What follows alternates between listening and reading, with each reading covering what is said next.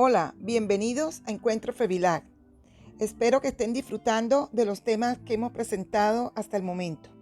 Quiero aprovechar esta oportunidad para agradecer el apoyo que nos han brindado en los encuentros realizados. En este quinto encuentro tenemos un tema muy interesante, Biblia y ecología, crisis medioambiental, que nos presentará Jaime Michea, coordinador de la FEVILAC Conosur, que comprende los países de Brasil, Argentina, Uruguay, Paraguay y Chile. Él estará acompañado de Roberto Sepúlveda, licenciado en Teología Bíblica por la Pontificia Universidad Gregoriana de Roma. Sin más preámbulos, los dejo con Jaime Michea y Roberto Sepúlveda. Hola, gracias señora Gloria por su saludo, y también aprovecho de hacer un saludo grande a todos nuestros hermanos de la FEVILAC y en especial a nuestros hermanos y hermanas del Cono Sur, que comprenden los países de Brasil, Argentina, Uruguay, Paraguay y Chile. Bueno, y saludo a Roberto Sepúlveda, que es un hermano y compañero de muchas batallas. Así que bienvenido, Roberto, también a este conversar que vamos a tener en este video de la FEVILAC. Jaime, señora Gloria, un gusto. Y Jaime, bueno, como ya lo dijiste, compañero de varias batallas, y así que un gusto estar de nuevo en otra. Sí. Y señora Gloria, y a todos los que van a ver esto, están viendo esto del Cono Sur y más América Central, creo que llega hasta México esto, ¿no, Jaime? México, el Caribe y también todas esas zonas. Así que un gusto podernos juntar para dialogar y hacer este espacio, ¿no? Entonces, yo quiero hacer una primera invitación, Roberto, no sé si te parece, invitarlos a escuchar un tema del grupo Maná, mexicano, que nos puede motivar este diálogo que vamos a tener. Perfecto, me parece muy bien.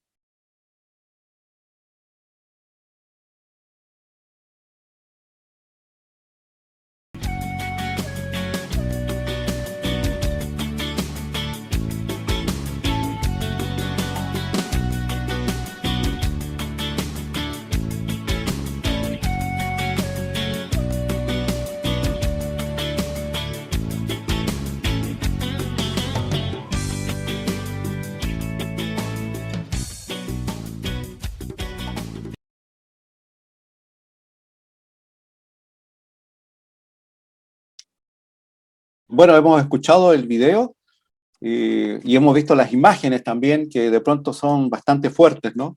Y este diálogo que de repente se hace, cómo nuestros mayores pudieron disfrutar de una naturaleza, de una vida diferente, y pensar también qué dejamos a nuestras futuras creaciones, nuestras futuras generaciones, ¿no? Es un tremendo tema.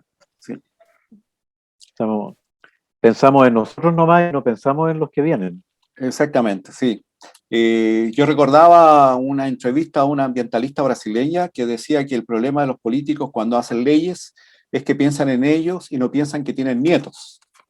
Entonces creo que es como el gran tema. Entonces yo creo que de alguna forma con la canción hemos puesto nuestro tema que queremos dialogar y que después tendrá otros momentos, otros encuentros, otras miradas, que tiene que ver justamente con el tema ecológico o el tema de la crisis medioambiental. Así que, y esto quiere también unirse a lo que la Asamblea Mundial de la FEVIC tiene como gran lema, ¿no?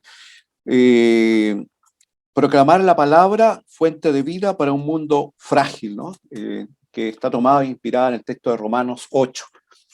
Así que ese será nuestro tema, Roberto, y es al cual te he querido invitar para dar el primer puntapié inicial, y te doy las gracias por aceptar la invitación. Bien. Aquí estamos para conversar. Perfecto, gracias. Te quiero poner en el primer tema, o en la primera propuesta de dialogar.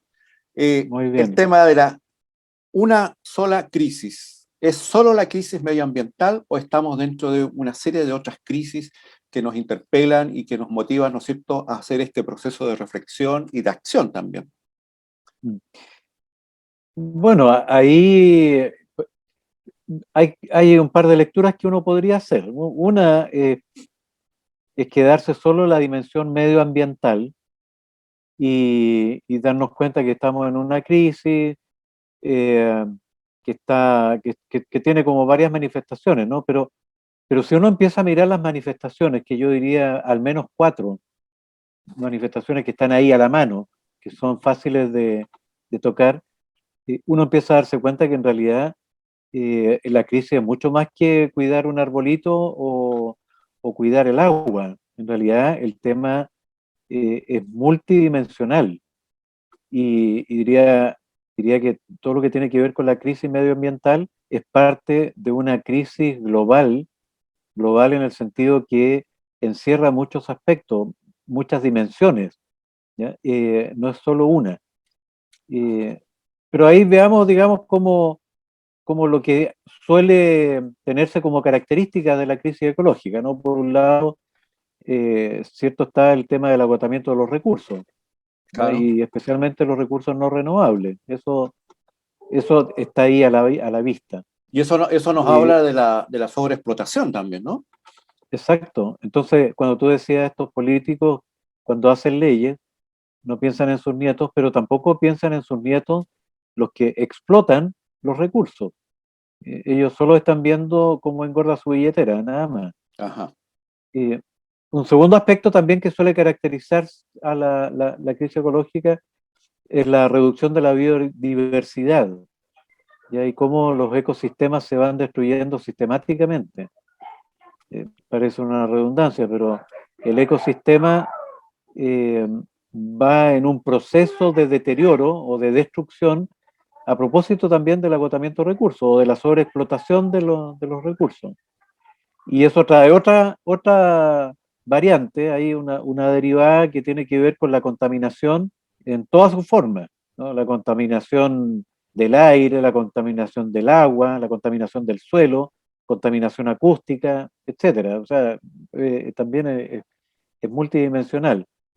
Y, un último, diría yo, aquí un tema que tiene que ver con la tecnología, sabiendo que la tecnología es un buen recurso para muchas cosas en favor de la humanidad, pero que por otro lado vamos viendo cómo el desarrollo tecnológico va desarrollando armamento, desarrollando de diversos modos de, de enfrentarse hombres contra pueblos contra pueblos, y en este contexto también lo que significa el riesgo el riesgo nuclear, ¿no? Estamos viendo ahora ahí cómo se están agarrando el moño de nuevo en Palestina y uno dice hasta dónde va la escalada de agresiones, ¿ya?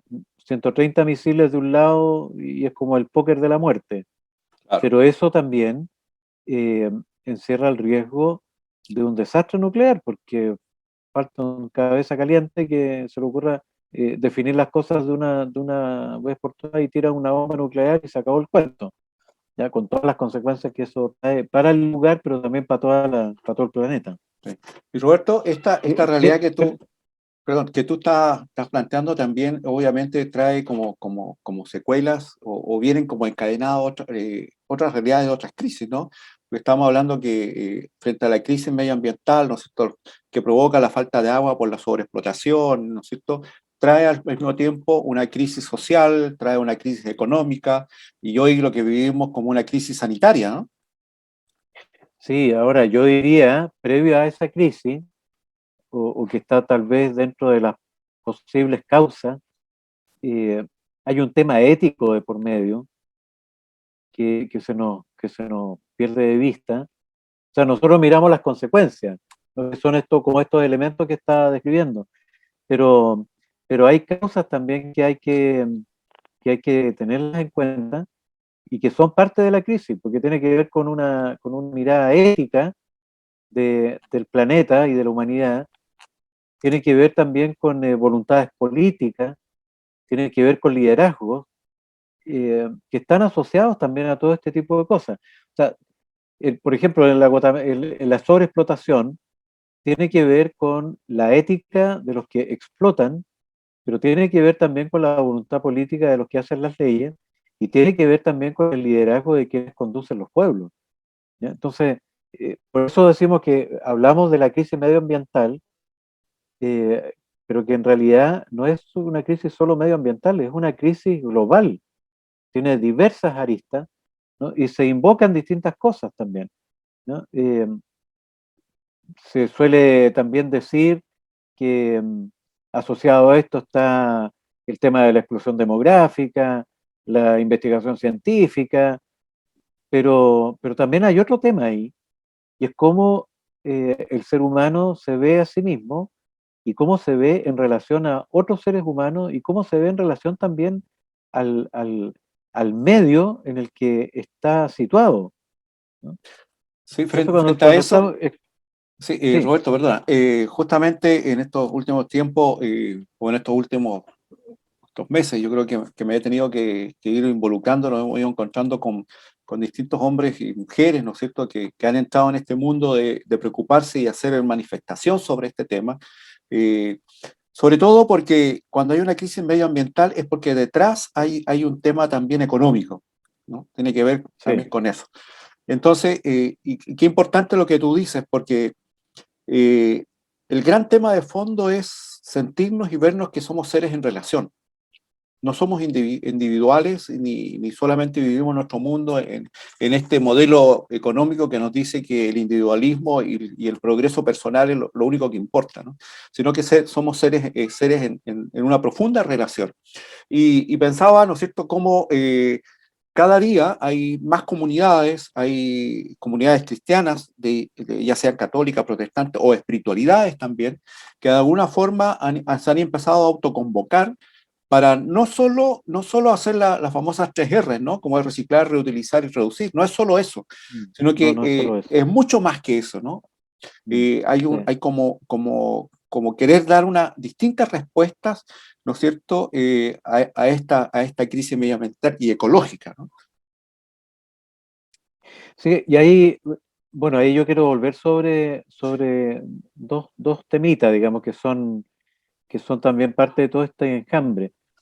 Eh, detrás de esta mirada económica o economicista, hay un concepto ético que va ligado también a un concepto antropológico. Entonces, también esta crisis, claro, redunda finalmente en el ser humano, pero también tiene su origen en el ser humano, en las miradas sobre el ser humano. Entonces, claro, el ser humano es un ser en relación y también es un ser situado. También tomando eso lo que tú comentabas, Roberto, yo creo que las causas de esta crisis medioambiental o de la crisis ecológica, porque ambas cosas tienen un enfoque, ¿no es cierto? Pero Sí, también tiene sus consecuencias, ¿no? La sí, crisis ecológica y medioambiental también trae consigo las secuelas de la migración, trae las secuelas de la sobreexplotación que tú lo comentabas, trae las secuelas, ¿no es cierto?, claro. en fin, de un montón de las crisis sociales también, porque pareciera que eso va a llevar el tema de la crisis hídrica, el problema del desabastecimiento de aguas y de alimentos, bueno, en fin, ¿no? Pero sin querer ponernos tan alarmistas, creo que estamos todavía a tiempo de hacer un cambio, pero significa sobre todo también que nosotros como cristianos eh, podamos también hacer un cambio en nuestra mentalidad e incluso de hacer lectura. Entonces yo quisiera como provocarte con una pregunta general que la podríamos ir desglosando, es preguntarnos si el texto bíblico, ¿cierto?, que es lo que nos convoca y que nos da fuente para nuestra acción, ¿no es cierto? Nosotros sabemos que desde la animación bíblica, la pastoral, decimos que la palabra tiene esa tremenda vitalidad para dialogar con los procesos vitales de las personas y de los seres humanos, en concreto, hombres y mujeres. Si la palabra en realidad nos habla de ecología o no nos habla de ecología. Ya, a ver, yo diría, tal vez, bueno, uno puede encontrar textos bíblicos que los pueda relacionar con el tema ecológico, evidentemente, pero, pero la Biblia, antes que hablar de problemas medioambientales, habla de ecología como sistema. Y entonces, en ese sentido, eh, en el centro del sistema pone al ser humano como un ser en relación. Y eso es lo primero que a mí me parece que es súper importante tenerlo, ¿no? Eh, Aquí podríamos invocar dos textos, uno el de la Carta a los Romanos, el que está puesto en el lema, que a mí me parece súper importante ver al ser humano desde la categoría de la vulnerabilidad, de la debilidad, de la fragilidad. ¿Ya? Eso a mí me parece súper importante porque en la medida en que como seres humanos vayamos tomando conciencia de ser frágiles, es que vamos también tomando conciencia de ser necesitados de otro. ¿Ya? Y eso tiene un valor enorme. Y, y solo no porque juntos vamos a vencer la fragilidad, sino porque desde la fragilidad podemos construir. Eso es lo que me parece más importante. Y el otro texto que obviamente uno va a invocar es el texto de la creación y qué sé yo, pero desde la creación o desde los textos de la creación, a mí me parece también que es capital comprender la dimensión relacional del ser humano, que está expresada en el texto de la creación y que pone al ser humano en medio del paraíso en relación con el paraíso, o sea, en relación con el medio que lo rodea, y en el medio que lo rodea es donde va a poder relacionarse con otros seres humanos y va a poder tomar conciencia de ser quien es frente a sí mismo, frente a los padres y frente a Dios también. En Entonces, ese, yo en, creo que ahí hay un... ¿Sí? en ese sentido, Roberto, tomando ese texto de Génesis, ¿no? 1:8 de la creación, cuando el Señor les dice a la pareja, a la pareja, ¿no es cierto? Sean fecundos, multiplíquense, llenen la tierra, sométanla y dominen. Es como esa interpretación de ese texto, es muchas veces que se ha dicho, ¿no es cierto?, que así es como la gran causante de que el hombre se sienta como el único señor y dueño de toda la creación para hacer y deshacer. O sea, yo diría que la mala interpretación de ese texto, Exactamente. porque, claro, porque si uno va, salta al Evangelio, ¿no? Y a la luz de Jesucristo descubre o indaga más bien el sentido del dominio, de ser Señor, porque eso es lo que está dicho en el Génesis, ¿no? Será Señor de la creación, Señor de lo creado. Pero cuando uno va a confrontar esto con la enseñanza de Jesús, uno descubre una cosa bien interesante, porque ahí Jesús dice que el señorío se expresa en el servicio. Entonces, si uno vuelve ahora desde el Evangelio a releer el texto de sean señores, ¿ya? En ese sentido, ¿no? Que expresen el señorío, es interesante hacer este juego, cómo el ser humano es también servidor de la creación, servidor de lo creado, en que lo expresa también el texto de la carta a los romanos, ¿no? El capítulo 8. Si, si el ser humano se entiende a sí mismo como servidor de lo crea ¿no? Y ese tema romano, la creación entera de Dios. Bueno, es porque la creación también requiere que el ser humano se manifieste en su plenitud, porque solo así la creación entera también puede ser plena. Y la creación contribuye en esta relación comunional con el ser humano, contribuye también a la plenitud humana.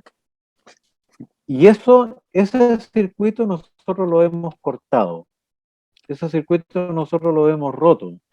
Podemos hablar de comunión entre los seres humanos y la persona, pero hemos silenciado sistemáticamente la creación, hemos silenciado nuestra dimensión de servidores de lo creado.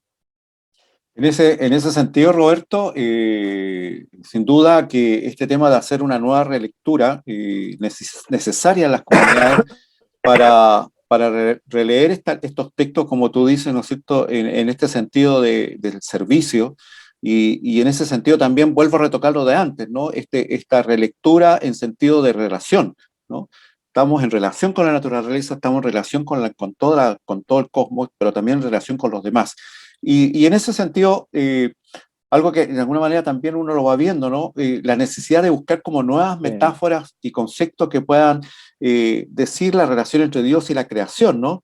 Yo leía lo que tú de alguna forma hemos ido compartiendo, decía cómo también de pronto tenemos que hacer una nueva relectura para acercarnos a las miradas de los pueblos originarios también, que en nuestro continente están muy presentes, y que ellos tienen una manera de relacionarse con la naturaleza y con el espacio que habitan, ¿no? Sí. Mira, yo creo que ahí hay una cosa bien interesante. A nosotros, en la cultura occidental, eh, con un juicio crítico, tenemos que aceptar que la filosofía dualista griega, que está en la base de la cultura occidental, ha sido súper dañina porque eh, lo espiritual y lo material, en el ámbito católico también, el dualismo nos ha hecho mucho daño porque nos ha llevado a mirar bajo sospecha o de manera poco valorativa lo material, ¿ya? Sobredimensionando lo espiritual y desencarnándolo, que eso a mi juicio es lo más grave, que ha desencarnado la dimensión espiritual. Entonces, eh, cuando uno mira las culturas originarias, pensando en Chile, aquí en la cultura mapuche, ¿no? ¿Qué significa la palabra mapuche? Hombre de la tierra, ¿no? Y cuando uno va descubriendo cuál es la relación entre el pueblo mapuche y la tierra, y la primera sorpresa, y la tierra no le pertenece, la tierra es parte de la existencia humana, y no es un bien, eso es súper potente, no es un bien transable. Aquí la originaria, sobre el problema de la tierra, somos nosotros los que llenos de ambición, quisimos conquistar la Araucanía a muerte, ¿ya? Entonces, no es un problema con los españoles, el problema es con los chilenos, que no supimos entender la relación que existe con la tierra, ¿no? Y qué relación también tenía el pueblo mapuche con el resto de Chile. ¿Ya? Ahí hay un tema súper serio. Sí, Pero déjame terminar aquí, sí. Jaime, porque cuando uno va a la Biblia, cuando uno va, por ejemplo, a ver la historia de los patriarcas antiguos, uno se encuentra también con una relación similar, es muy análoga, la relación que tienen los patriarcas con la tierra, a la relación que tienen los pueblos originarios con la tierra, ¿ya? Para los patriarcas también hay una noción de que la tierra no es un bien transable y que la tierra está ahí ofreciendo lo poco y nada que puede ofrecer en el Medio Oriente, pero es el patriarca o son las tribus las que van deambulando, ¿ya? Porque la tierra está a su disposición y ellos la cuidan porque... Sí, yo quería preguntarte, así como respondiendo a lo que tú decías, bueno, esta nueva relación que tú dices mismo de los mismos patriarcas, ¿no es cierto?, que tienen con la tierra como un bien no transable, y de los pueblos originarios, que no es solamente lo que le pasó al pueblo mapuche, sino también uno ve la historia del pueblo charrúa en Uruguay y lo que está pasando con los indígenas en Brasil, en México y en otros países. Bueno, desde esta relectura del texto bíblico, ¿qué nuevos paradigmas, ¿cierto?, podemos nosotros encontrar como elementos que nos vayan aportando, ¿no es cierto?, una nueva manera de vivir en relación con el medio ambiente? Bueno, un poquito ambicioso en tan poco rato hablar de nuevos paradigmas, ¿no? Eh, pero tal vez, bueno, aquí hay un tema, hay una pregunta que hay que hacerse que tiene que ver con el ser humano. Y si que más que hablar de paradigma, yo creo que hacer como líneas de reflexión y de concreción, ¿no? Una de ellas es poder, es que necesitamos contra el dominio de la tierra con el sentido del servicio de lo creado. ¿Ya? Esa es una línea que hay que explotar.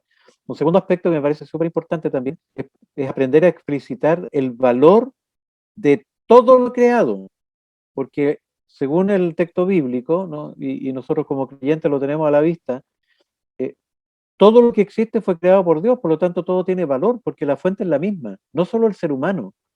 ¿Ya? Entonces, ¿cómo aprender ahí? Y una tercera línea que me parece también importante, porque tiene consecuencia con lo que hemos estado conversando, como también desde el texto bíblico aparecen o podemos poner o levantar principios éticos y criterios prácticos que nos vayan orientando en esta nueva relación que tenemos que construir, que ya se ha ido construyendo, ¿no? De a poco, de aquí y allá, pero necesita ser fortalecida, ¿ya? Esta nueva relación con todo lo creado, esta comprensión del ser humano en relación y el ser humano en situación, ¿ya? Situado en un lugar concreto. Yo me atrevería a decir eso porque la elaboración de un paradigma requiere de elementos, de más elementos de lo que estamos hablando, pero yo me atrevo a hablar por ahí, ¿no? Sí.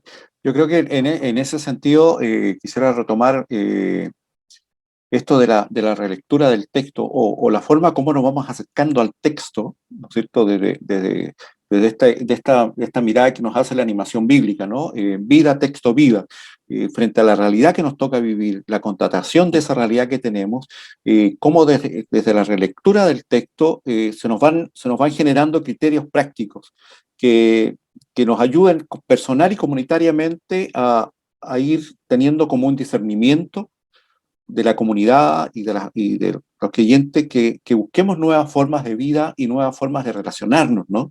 Creo que de alguna forma también eso es construcción del reino. Así es, sí, sí. A ver, yo aquí también diría que, que como signos del reino hay que leer, ¿cierto? Hay que interpretarlo como signos de los tiempos, el hecho que desde tantas comunidades diversas se han ido levantando voces y acciones muy concretas eh, en torno a la crisis ecológica, entendiendo siempre la crisis ecológica como una crisis multisistémica. ¿Ya? Es interesante ver cómo distintas voces se han ido levantando y hay convergencias muy interesantes, muy potentes. ¿Ya? Eso claramente hay que leerlo como voz de los tiempos. Por otro lado, yo creo que también hay que valorar el esfuerzo que desde la Iglesia Católica se ha ido haciendo, desde el magisterio de la Iglesia, como también desde las comunidades concretas. Y, y hay que pensar aquí yo pensaría en el magisterio último, digamos, porque uno podría irse hasta Juan Pablo II y hay discursos y cosas que hablan del tema, pero así como la querida Amazonia, mucha relación también con la crisis eh, de la sobreexplotación de la Amazonia, ¿no? Ahí no hay solo una pregunta por la evangelización de los pueblos que viven en la Amazonía, sino también por los efectos que van sufriendo ellos por la sobreexplotación. Entonces, eh, ahí también uno, estudiando esos textos, puede ir encontrando elementos que van iluminando y que van contribuyendo a este gran movimiento mundial, ya, global, de voces que se levantan en torno a esta crisis que se nos ha ido casi escapando de las manos ya. Según los científicos, estamos con un margen de más o menos 50 años Sí. para tomar la punta de la hebra en una posible reversión de la crisis. Entonces, el tema es acuciante, no es un deporte, es una Exacto. cuestión súper acuciante y urgente. Sí, yo creo que en ese sentido el llamado del lema de la próxima asamblea de, de la FEBIC es justamente, ¿no? Proclamar la palabra frente a una vida para la vida en un mundo frágil. Entonces creo que, bueno, lo que hemos dialogado, Roberto, yo te quiero dar las gracias por esto, porque nos abre como una puerta, yo creo que no solo una puerta, sino nos abre puertas y ventanas para ver, ¿no es cierto?, como yo diría, los distintos rostros de lo que provoca la crisis medioambiental, ¿no? Bueno, detrás de la crisis medioambiental también está todo este tema, ¿no es cierto?, de la explotación minera con el extractivismo, está el tema de la migración, el tema también de la mujer, que juega también un papel importante detrás de todo esto, el tema de la familia, en fin, hay un montón de elementos que espero en otros encuentros poderlos irlos tomando, irlos conversando, ¿no? Uno de nuestros hermanos, Eric de Centroamérica, él ha propuesto como lema de sus videos, ¿dónde está tu hermano? Bueno, esta preocupación también podríamos decir como, ¿dónde está tu hermano? Pero también dónde está la naturaleza y los que vivimos. Así que bueno, darle las gracias a todos los que nos escuchan, nos ven, y a ti, Roberto, gracias por el tiempo que te diste para conversar este momento y para abrir estos espacios de diálogo a nivel de la FEVILAC Cono Sur. Bueno, gracias por la invitación, con todo gusto aceptada. Muy bien, gracias, Roberto, y bueno, gracias, señora Gloria, por estar con nosotros y acompañarnos. Bueno, y un saludo también a todos desde México hasta, ¿cómo diríamos? Desde Río Grande hasta la Antártida. Hasta la Antártida. Muchas gracias, Roberto, que estés muy bien. Muy bien, gracias, Jaime. Chao, chao. Hasta el próximo encuentro. Pueden seguirnos en el blog fevic.org y si desean comunicarse con nosotros lo pueden hacer a través de nuestro correo electrónico comunicación@fevic.org.